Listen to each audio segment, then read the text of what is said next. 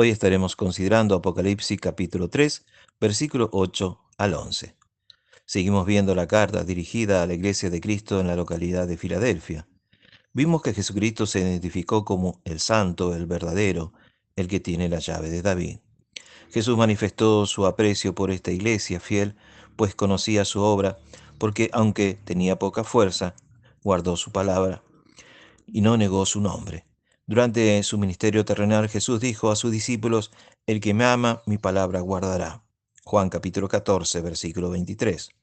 La frase "ha guardado mi palabra y no ha negado mi nombre" implica que en el pasado hubo un periodo en particular de duras pruebas en las cuales la fe de ellos fue severamente probada.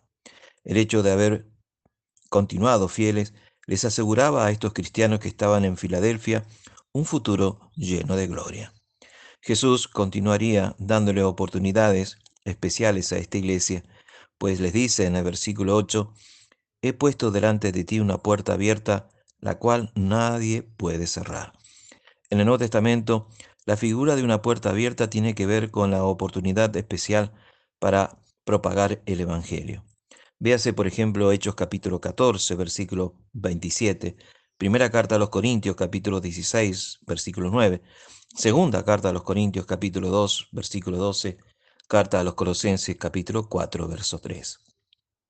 Aunque Átalo había fundado la ciudad de Filadelfia como una ciudad para propagar la cultura griega, Dios la había de usar para la propagación del Evangelio en Asia Menor. Cuando usamos lo que tenemos para hacer lo que podemos, el Señor incrementa nuestro potencial. Por ejemplo, el músculo que es ejercitado se fortalece y puede hacer más.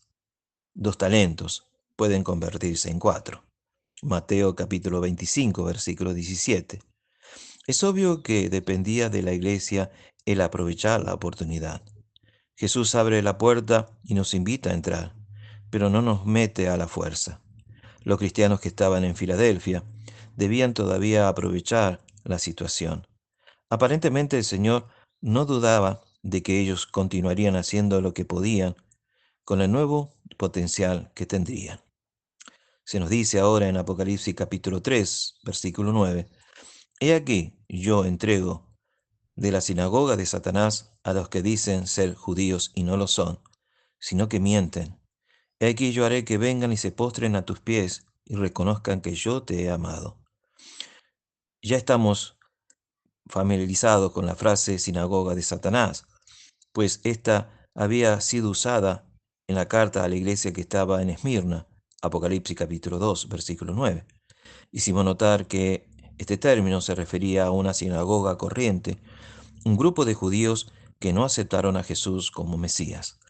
Se le llama sinagoga de Satanás porque era la obra que Satanás quería lo que ellos estaban haciendo. También observamos que estas dos iglesias no recibieron condenación y que tenían en común el ser perseguido por estos judíos.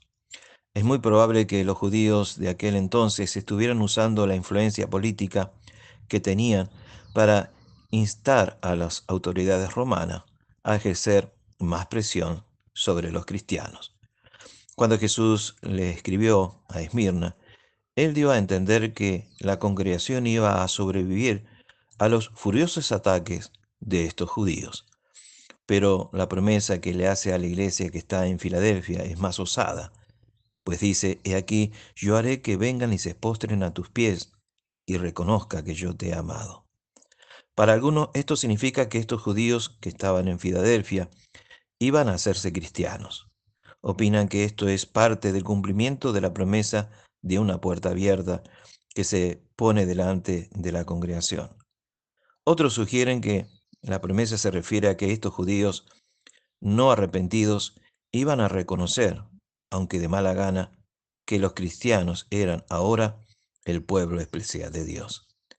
Sea cual fuera el significado de tales palabras, lo cierto es que la Biblia enseña claramente que vendrá el día cuando todos los incrédulos reconocerán que Jesucristo es el Hijo de Dios y que por lo tanto los que le siguen no estaban equivocados.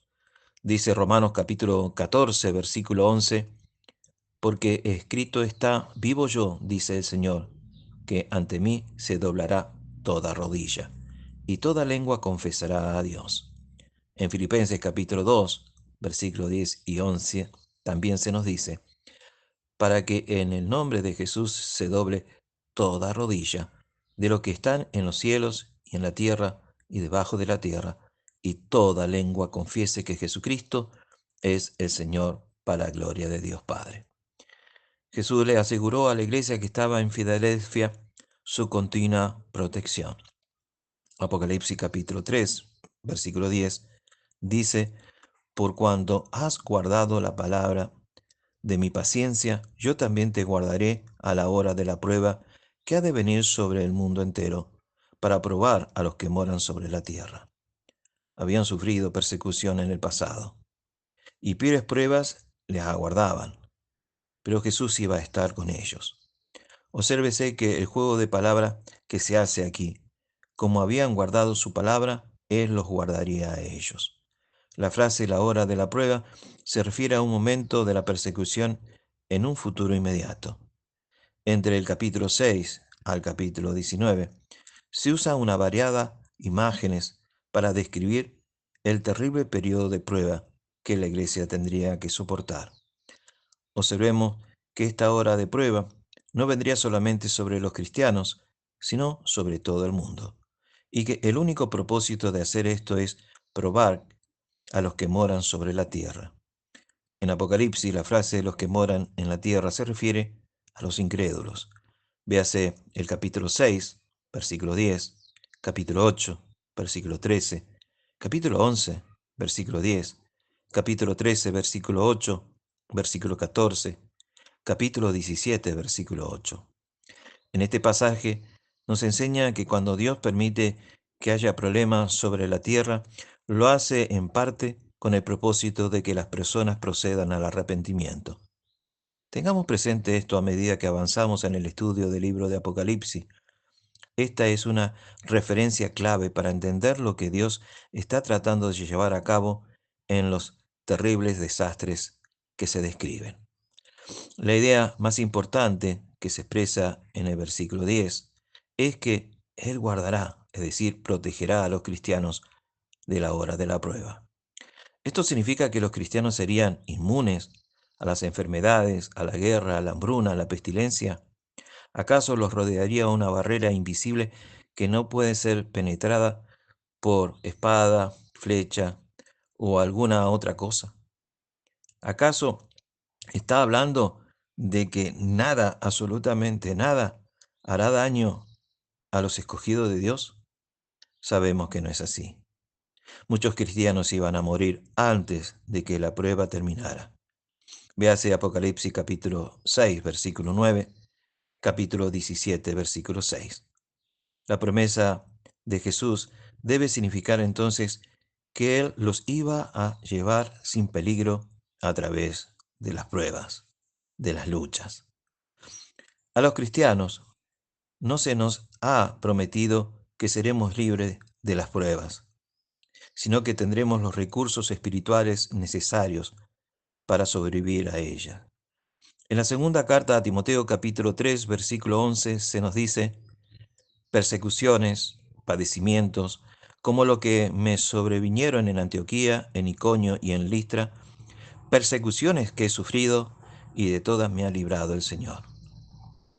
¿Cómo lo libró de las persecuciones si las sufrió todas?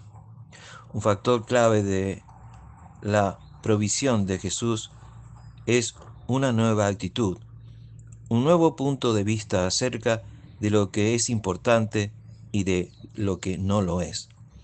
Esta actitud es ejemplificadora porque Pablo, en segunda carta a los Corintios, capítulo 4, versículos 16 al 18, nos dice lo siguiente. Por tanto, no desmayamos, aunque este nuestro hombre exterior se va desgastando, el interior, no obstante, se renueva día a día. Porque esta leve tribulación momentánea produce en nosotros un cada vez más excelente y eterno peso de gloria, no mirando nosotros las cosas que se ven, sino las que no se ven, pues las cosas que se ven son temporales, pero las que no se ven son eternas. Es la forma de ver las cosas la que le dio a Pablo y nos dará también a nosotros la capacidad de ser librados en la hora de la prueba.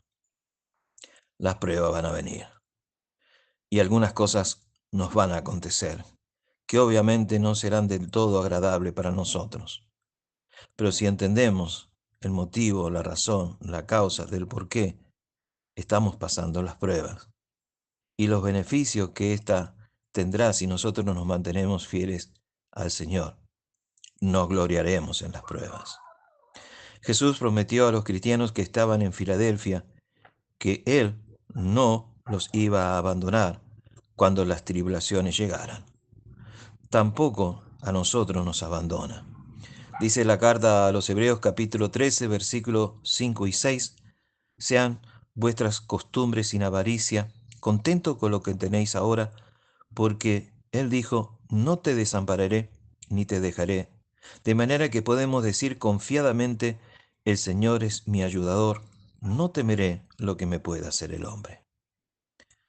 Volviendo a Apocalipsis capítulo 3, versículo 11, sigue diciéndonos, he aquí yo vengo pronto, para protegerlos y para castigar a los enemigos de ellos.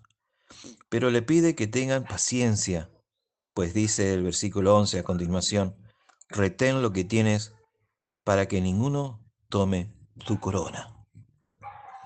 Necesitamos ser animados a no rendirnos. Necesitamos ser animados a retener la corona. Esta corona es la misma que se menciona en Apocalipsis capítulo 2, versículo 10. Esta corona es Estéfanos, la corona de la victoria. A todo cristiano fiel le ha dado una corona.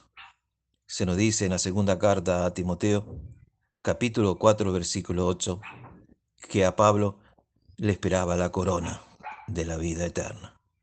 Sin embargo, es una corona que puede perderse. Previniendo lo anterior, a los cristianos que estaban en Filadelfia, se les dijo que retuviera lo que ya tenían.